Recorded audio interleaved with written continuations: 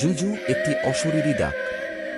অসীম চা বাগানের মাঝখানে, শহরের কোলাহল থেকে বহু দূরে দাঁড়িয়েছিল একটা পুরনো কাঠের বাংলো। দিনের বেলা জায়গাটা শান্ত, প্রায় স্বর্গের মতো। কিন্তু সন্ধ্যা নামলেই চারদিকের পরিবেশ কেমন যেন বদলে যেত।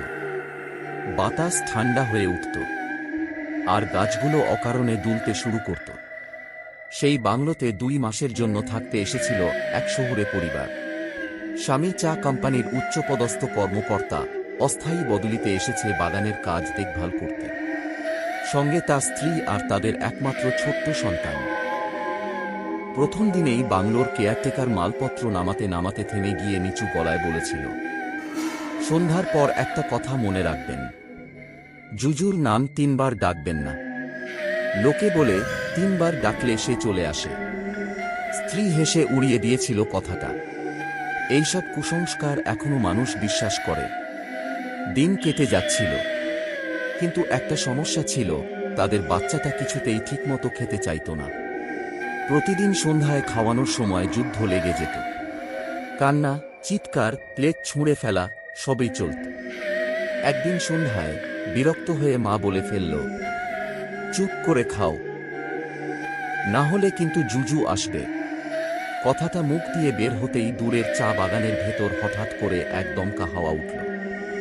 গাছগুলো অস্বাভাবিকভাবে দুলে উঠল। মনে হলো যেন পুরো জঙ্গল একসঙ্গে কেঁপে উঠল। যেন কেউ এই ডাক শুনে আনন্দে নড়েচড়ে বসেছে।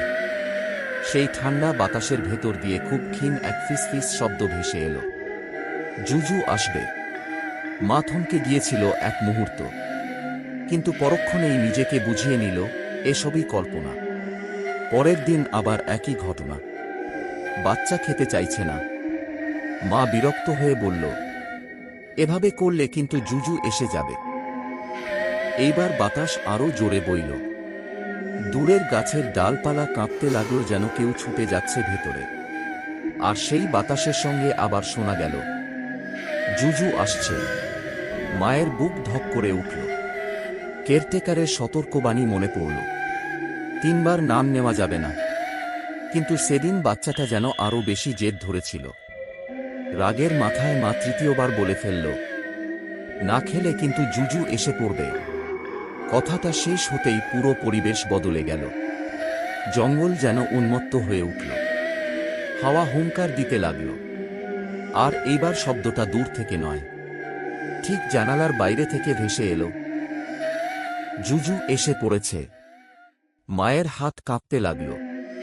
মনে হচ্ছিল জানালার ওপারে কেউ দাঁড়িয়ে আছে। পরের মুহূর্তে সেটি জানালা দিয়ে অন্ধকারে মিলিয়ে গেল। চারদিক আবার চুপ হয়ে গেল। পরে লোকজন এলো। ঘর ফাঁকা ছিল, জানালা খোলা ছিল। কোনো চিহ্ন পাওয়া গেল না। শুধু দূরের চা বাগানের দিক থেকে ভেসে আসছিল এক চাপা হাসির শব্দ। আর সেই বাংলোতে এরপর আর কেউ থাকতে আসেনি।